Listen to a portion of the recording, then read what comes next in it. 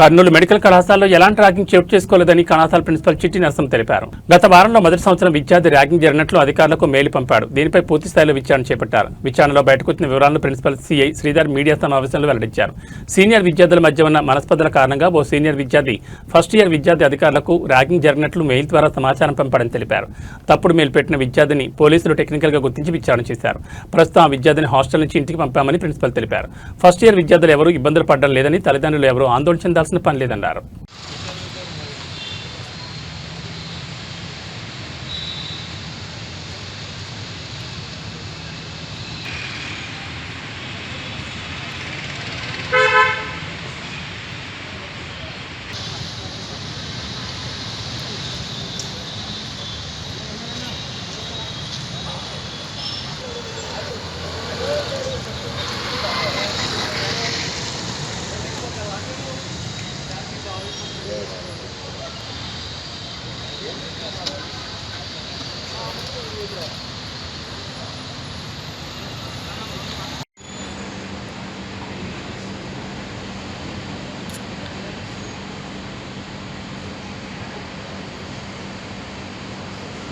Immediate గా అయితే ఆ పిల్లోడిని హాస్టల్ వచ్చి తీసేస్తారు. ఫర్దర్ ఒకటి చూడాలి, ఆ పిల్లోడే పెట్టినాడా, ఎవరన్నా పెట్టించారా, ఎందుకు పెట్టినారు అనేది కొంచెం చూడాలి. ఇప్పటికైతే మేము ఇంకా ఆ పిల్లోడి డెప్త్ గా అడగలేదు.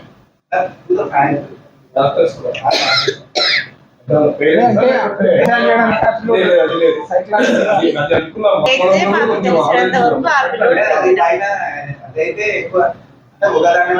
నమస్కారం అండి. 16వ తేదీ మాకు ఫస్ట్ మెయిల్ వచ్చింది, ఒక అబ్బాయి నన్ను ఎక్కువ ర్యాగింగ్ చేస్తున్నారు అని. తర్వాత 17 ర్యాగింగ్ వచ్చింది, ఇక్కడ ఉండలేకపోతున్నాను అని చెప్పినాడు. అది కొంచెం సీరియస్గా అనిపించి అండ్ ఇమీడియట్గా ఎన్ఎంసీకి కూడా పోయింది.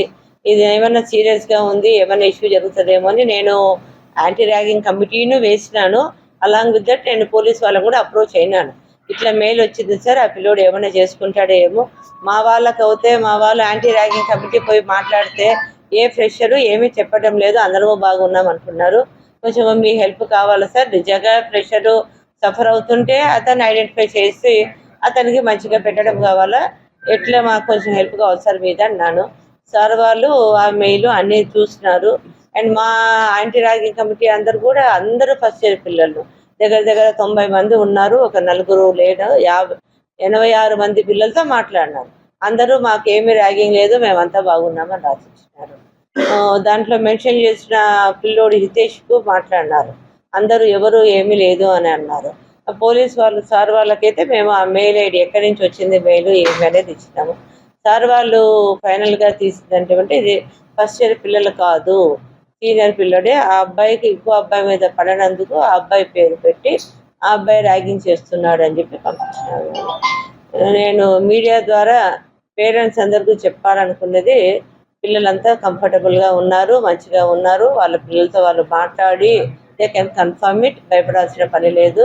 అండ్ పోలీస్ డిపార్ట్మెంట్ కూడా మాకు సహకరించి ప్రెషర్ కాదు, ఇప్పుడు మేము కూడా భయపడినాము, ప్రెషర్ ఎవరైనా సూసైడ్ చేసుకుంటే ఎంతకైనా కష్టమే కదా అని. నేను 2 రోజులు బాగా సఫర్ అయినా, ఎవరు ఏ పిల్లోడు పెట్టింటాడో ఏమో అని. బట్ ప్రెషర్ కాదు అని తెలిసి సార్ వాళ్ళ సాయంతోనే బయటపడింది.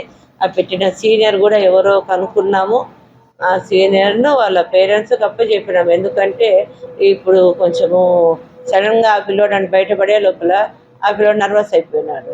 మళ్ళీ ఆ పిల్లోడైనా ఏమన్నా చేసుకున్నా కష్టమని పేరెంట్స్కు ఊరికి వెళ్ళినాడు ఆ పిల్లోడు. మెయిన్గా పోలీస్ డిపార్ట్మెంట్కు thank you very much. And అందరికి కూడా పేరెంట్స్ కంఫర్టబుల్గా ఉండొచ్చు, పిల్లలకు ఏమీ కాలేదు అని చెప్పడం అని. No ragging in the campus. నమస్కారం అండి, 2 టౌన్ ఇన్స్పెక్టర్ మాట్లాడుతున్నాను. ఇక్కడ మెడికల్ కాలేజీలో జూనియర్స్కి నుంచి వచ్చినటువంటి 2 మెయిల్స్ బేస్ చేసుకొని ఇక్కడ నిజంగా ర్యాగింగ్ జరిగిందేమో అని చెప్పి ఒక ప్రాపగాండా జరుగుతున్న నేపథ్యంలో యాంటీ ర్యాగింగ్ కమిటీ పూర్తి స్థాయిలో వాళ్ళు ఎంక్వైరీ చేసి ఎవరిని అడిగినప్పటికీ కూడా జూనియర్స్లో మాకేం విషయం తెలియదు, ఎక్కడ ర్యాగింగ్ జరగలేదు అనేటువంటి ఒక నిర్ధారణకు వచ్చిన తర్వాత ఇక టెక్నికల్గా దీన్ని వర్కౌట్ చేయకపోతే కానీ కాదు అని ఒక నిర్ధారణకు వచ్చేసి ఎస్పీ గారితో డిస్కస్ చేయడం జరిగింది. మేడం గారు, ఎస్పీ గారు 3 టౌన్ సిఐ గారికి 2 టౌన్ సిఐ నన్ను ఇక్కడికి పంపడం అనేటువంటి జరిగింది. సార్ ఆదేశాల మేరకు మేము ఇక్కడికి వచ్చిన తర్వాత మేడం గారికి వచ్చినటువంటి మెయిల్ ఎక్కడి నుంచి వచ్చింది అనేటువంటి దాన్ని ఇన్వెస్టిగేట్ చేయడం జరిగింది. అందులో భాగంగా ఒక 3-4 మెయిల్స్ కావడము, దాన్ని ఫిల్టర్ చేస్తే ఒక వ్యక్తి ఫైనలైజ్ అయ్యాడు. అతన్ని పిలిపించి మళ్ళీ అతని మొబైల్ నుంచి మెయిల్ వచ్చిందా లేదా చెక్ చేస్తే కన్ఫర్మేషన్ అయింది. సో ఓవరాల్గా ఏంటంటే వానికి ఈ పెట్టినటువంటి వ్యక్తికి ఆ పక్కన వాళ్ళకు కొద్దిగా వాళ్ళ మనస్పర్ధలు అవి ఏమి అనేటువంటిది చిన్నగా ఒక దగ్గర ఉన్నప్పుడు ఎవరో చిన్న ఉంటాయి, అవి ఈ ర్యాగింగ్ రిలేటెడ్ సబ్జెక్టులు అవి కాదు. సో అంత నేను అది పెట్టుకొని మనసులో నేను పెట్టినానని చెప్పి చెప్పడము, అతను ఇంకా ప్రెజరబుల్గా అంటే నేను ఈ విషయాన్ని ఎట్టి పరిస్థితుల్లో కనుక్కోలేరు ఎవరు అనేటువంటి ఇంటెన్షన్తో పెట్టాడు.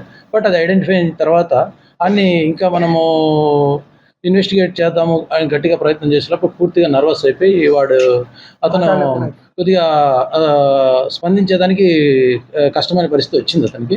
సో ఆ టైంలో అతన్ని రెస్క్యూ చేయడము, అతనికి భాగంగా మళ్ళీ కూర్చోబెట్టి మాట్లాడి అంతే చేసేసి తర్వాత మేడం వాళ్ళు వాళ్ళ డిపార్ట్మెంటల్ పరంగా అతను అన్స్టేబుల్గా ఉన్నాడనే ఉద్దేశంతో వాళ్ళ పేరెంట్స్కి అప్పచెప్పడం అనేటువంటి జరిగింది. సో ఓవరాల్గా ఏంటంటే ఇక్కడ ఫస్ట్ ఇయర్లో ఎక్కడ ర్యాగింగ్ జరగడం కానీ దానికోసం ప్రయత్నం చేయడం కానీ దాని ఇబ్బంది పడిన వాళ్ళు కానీ ఎవరు లేరు. సో ఆల్మోస్ట్ ఇప్పుడున్నటువంటి పరిస్థితుల్లో ఇక్కడ ఏమీ సాధ్యమైనంత వరకు సార్ వాళ్ళు చెప్తున్నట్టు ర్యాగింగ్ లేదనే చెప్తున్నారు. ఈ ఇన్సిడెంట్కి సంబంధించి ర్యాగింగ్ అనేటువంటి ఎక్కడ ఏం జరగలేదు. 1 డే ఆర్ 1.5 డేలో అయిపోతుంది కాలేజీలో, హాస్టల్లో కానీ. ఈ ఎంక్వైరీ కొంచెం ప్రొలాంగ్ చేయడం జరిగింది, ఎందుకంటే అనుమానాలు అనేటివి ఎక్కువ ఉండేవి. ఎవరు చేశారనేది కూడా ఖచ్చితంగా నిర్ధారణ కాలేకపోయినాయి.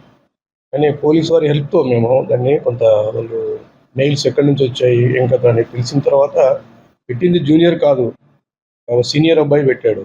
అది తర్వాత పూర్తి ఎంక్వైరీ చేస్తాను. మండే రోజు మాకు క్లారిటీ వచ్చింది. మధ్యాహ్నం 3 తర్వాత మొదలుపెట్టిన ఎంక్వైరీలో మాకు పూర్తిగా క్లారిటీ వచ్చింది.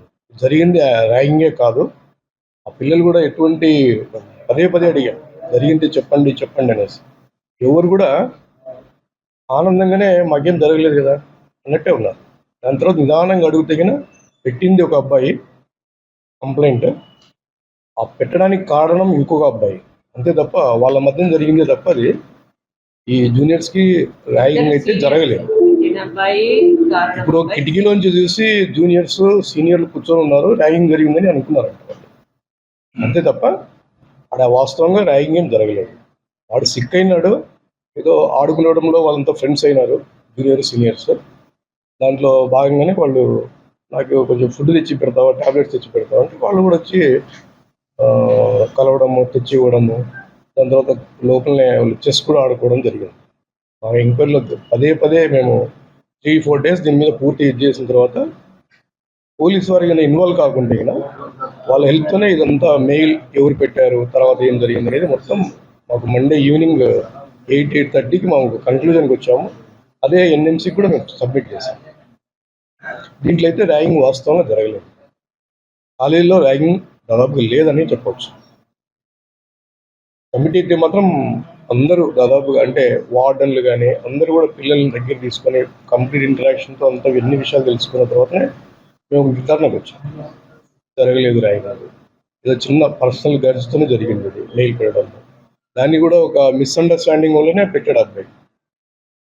దాంట్లో భాగంగానే వాడికి ఏదో కొంత వాళ్ళిద్దరి మధ్యలో ఉన్న డిస్ప్యూట్స్ వల్ల కూడా పేరు కూడా మెన్షన్ చేయడం.